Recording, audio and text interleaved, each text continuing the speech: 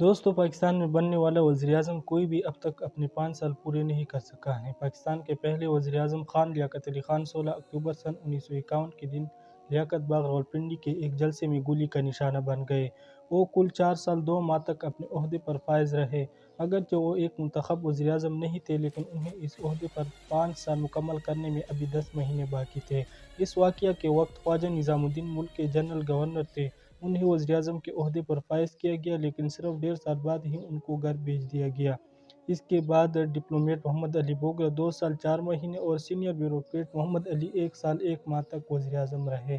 اس کے بعد عوامی لیگ کے شہید حسین سہروردی صاحب اس عہدے پر فائز ہوئے۔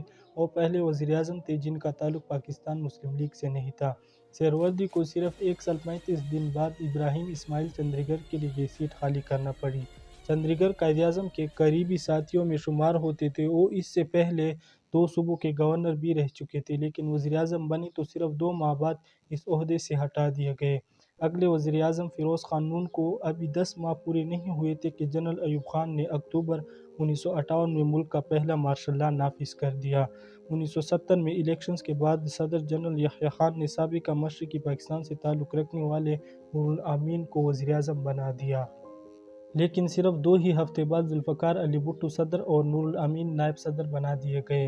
1973 میں ملک کے پہلے مکمل آئین کے نفاذ کے بعد پاکستان پیپلز پارٹی کی پہلی حکومت قائم ہوئی اور ذوالفقار علی بھٹو صدر سے وزیراعظم بن گئے۔ لیکن سن 1977 میں قبل از وقت انتخابات میں دھاندلی کے الزام اور پھر سیاسی ہنگامہ آرائی کے سبب جنرل ضیاء الحق نے مارشل لا لگا دیا۔ لہٰذا پاکستان کا پہلا منتخب اور مقبول سیاستدان بھی 5 سال کی مدت پوری نہیں کر سکا۔ 1985 میں نان پارٹی بیس الیکشن ہوئے اور محمد خان جنیجو پرائم منسٹر کے عہدے پر فائز ہو گئے، لیکن کامیابی سے حکومت چلانے والے اس لیڈر کو بھی 3 سال اور 2 ماہ کے بعد برطرف کر دیا گیا۔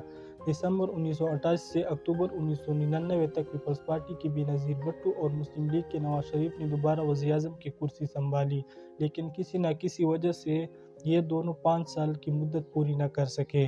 جنرل پرویز مشرف کے مارشل لا سے جمہوریت ایک بار پھر ڈیریل ہو گئی اور سال 2002 میں الیکشنز کے بعد جنرل مشرف کی حمایت یافتہ پاکستان مسلم لیگ کاف نے حکومت بنائی۔